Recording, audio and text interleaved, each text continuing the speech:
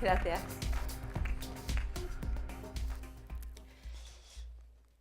Es curioso de las cosas que uno se acuerda, ¿verdad? De vez en cuando te acuerdas de unas cosas más raras. Uno de los recuerdos más vívidos de cuando yo era pequeña fue la primera vez que el hombre puso el pie en la luna. Ahora parece una gilipollez, ¿verdad? Porque ahora ya vamos a Marte y yo qué sé qué, y tenemos la estación espacial. Pero en aquel momento a mí me pareció espectacular. Me acuerdo hasta del nombre de los astronautas, Armstrong, Aldrin y Collins. Y pensé, qué bien, ¿no? Ver por primera vez algo que nadie más ha visto, algo que tú eres el primero que ve. Claro, yo no me veía a mí misma, ¿verdad?, en una nave espacial. Y sobre todo después de lo del Apolo 13 pensé casi que mejor que no. Pero cayó en mis manos un libro de este señor, de don Santiago Ramón y Cajal, que es uno de los neurocientíficos más importantes a nivel mundial, y es español. Pues don Santiago, en uno de sus libros, decía que el cerebro está compuesto de numerosos continentes inexplorados y de grandes extensiones de territorios por descubrir. Y pensé, eso me abrió los ojos, ¿no? Pensé, anda, a lo mejor puedo ver algo que nadie ha visto sin necesidad de tenerme que subir en una nave espacial. Cuando dije en mi casa, dije, bueno, oye, yo me veo como neurocientífica, me veo detrás de un microscopio descubriendo cosas. Lo primero que me dijo mi abuela fue, ¿cómo, científica? Y dije, pues ya sabes que los científicos tienen los bolsillos llenos de agujeros. Hasta mi padre, que era neurocirujano, a pesar de que apreció, ¿no?, mi vocación científica, pero me dijo, siendo científico yo creo que no es muy buena idea, no podrás pagar una hipoteca. Y de hecho me aconsejó un oficio un tanto más seguro, que era hacer medicina. Y yo, pues nada, hice medicina, no hice biología, y eso sí, con el deseo, ¿no?, de no acabar siendo pues como el resto de mis compañeros, a lo mejor otorrinolaringólogo, esas cosas, y estar todo el día viendo mocos y tal, no me emocionaba mucho. A mí lo que me fascinaba era entender de dónde salían nuestras ideas. Es decir, ¿qué hay en el cerebro que cuando tú lo ves en la sala de disección es una especie de masa gelatinosa, pues más o menos arrugada? ¿Qué hay ahí que hace que se nos ocurran ideas? ¿Y cómo es posible que, siendo todos tan diferentes entre nosotros, cómo es posible que a mí, por ejemplo, cuando se me ocurría una idea, yo pensaba que era una idea original y resulta que ya se le había ocurrido a alguien antes? Y no solo se le había ocurrido, sino que encima la había contado mejor. Y dicen, vaya. Y yo pensé, a lo mejor si entendemos bien cómo funciona el cerebro, seremos capaces de crear nuevas cosas, de hacer cosas diferentes. Así que cuando acabé mi carrera, pues entré en un laboratorio científico y ahí empecé a descubrir lo que era la ciencia, ¿no?, pero el día a día, el tocar las cosas, la pollata, etc. Ahora ya tengo mi propio laboratorio en este centro, que es un centro precioso, está delante del mar. Ahí trabajamos cientos de científicos de muy diferentes países, son más de 74 países, con ideas y maneras de hacer la ciencia también muy diferentes. En mi laboratorio lo que nos interesa, este es mi laboratorio, este es uno de los chicos que trabajan ahí, haciendo el tonto. En mi laboratorio lo que nos interesa es comprender los mecanismos del aprendizaje y la memoria. Es decir, ¿cómo es posible que guardemos tantos recuerdos en nuestro cerebro? ¿Y cómo es posible que de algunos nos acordemos y de otros no? ¿Qué es lo que sucede? ¿Cuáles son los mecanismos que subyacen a esos procesos?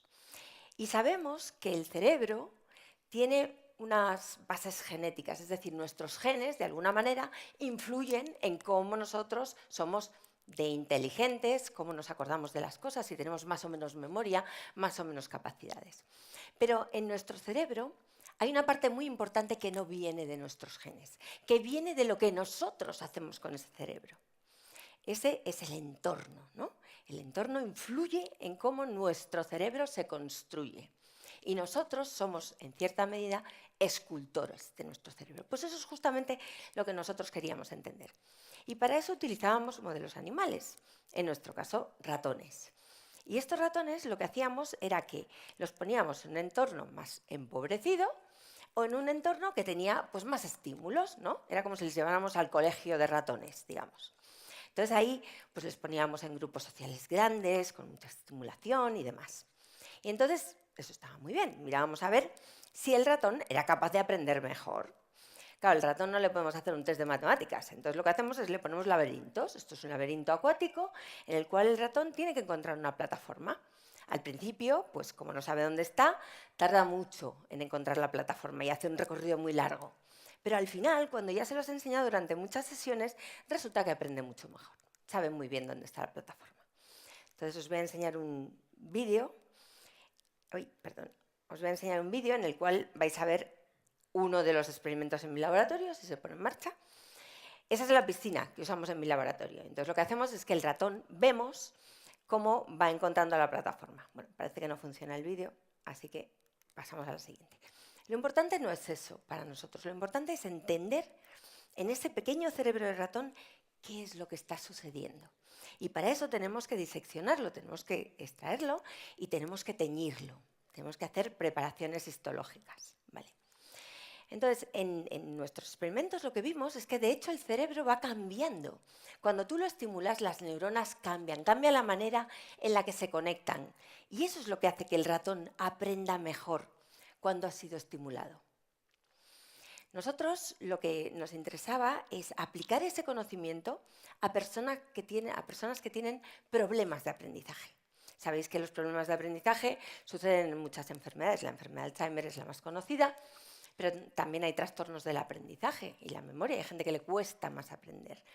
Y hay gente con discapacidad intelectual. Bueno, nosotros estudiamos la discapacidad intelectual y lo que intentamos fue entender esos circuitos. Y lo que nos dimos cuenta es que esos circuitos son diferentes. El cerebro está conectado de una forma un poco diferente. Y no solo eso, sino que cuando lo intentamos reconectar, también se reconecta de una forma un poco diferente. Esos hallazgos en la discapacidad intelectual nos han llevado a un ensayo clínico y ahora tenemos un medicamento que podemos dar a personas que tienen problemas de aprendizaje y que funciona, que les mejora el aprendizaje. De todas formas, en mi laboratorio también utilizamos otras tecnologías, como la tecnología de interfaz cerebro-ordenador. Con nuestro cerebro somos capaces de controlar una máquina. Y a veces vamos a sitios tan raros pues como ferias de hackers, por ejemplo. O sea que no solamente estamos dentro del laboratorio. Uno de ellos es el Brain Polyphony. Se llama Brain Polyphony porque intentamos dar voz a personas que no pueden hablar, que como estas personas que veis aquí, pues tienen una discapacidad motora que no les permite hablar. ¿Qué hacemos? Pues las señales eléctricas de nuestro cerebro se transforman en sonido. Las descodificamos, necesitamos entender ese código, lo descodificamos y lo transformamos en sonido. Entonces, este es uno de los registros, por ejemplo, que nosotros tenemos. Las rayitas rojas son la actividad del electroencefalógrafo, ¿vale? Y lo transformamos en sonido. Y aquí vemos, por ejemplo, un ejemplo de cómo una persona con parálisis cerebral es capaz con su mente, estos son datos de mi laboratorio, de subir y bajar ese cuadrito. Lo mismo que hace eso, lo puede hacer con el ratón o con lo que sea, ¿vale? Entonces, en nuestro proyecto hemos conseguido que personas como Marc, que es uno de nuestros voluntarios, sean capaces de comunicarse con el resto de las personas. En fin, vosotros ahora estáis en un momento en el que tenéis por delante un reto, tenéis por delante una oportunidad y tenéis por delante una decisión que tomar. Y seguro que todo el mundo os está preguntando, bueno, ¿y qué vais a hacer? Como si fuera tan fácil, ¿verdad? Hay gente que no lo sabe hasta que no echa la solicitud. Y os dirán, seguid vuestra pasión. Y eso, claro, es muy importante, hay que hacer lo que a uno le guste. Pero para mí no es lo único importante. A veces es importante también saber que eso que a uno le gusta no necesariamente está en los caminos ya trillados, en los caminos que todo el mundo sigue. A veces está fuera de esos caminos. Y también es importante para mí pensar en otra cosa, que somos felices solamente cuando somos capaces de cambiar el mundo. Yo estoy muy contenta de ser neurocientífica porque creo que lo que he hecho no solamente me ha gustado mucho hacerlo, sino que ha cambiado la vida de la gente. Y a mí eso me parece que es muy importante. Entonces, ¿qué queréis que os diga? Os deseo que estéis donde estéis y hagáis lo que hagáis. Dentro de 20 años, sea lo que queréis hacer y donde queráis estar. Muchas gracias.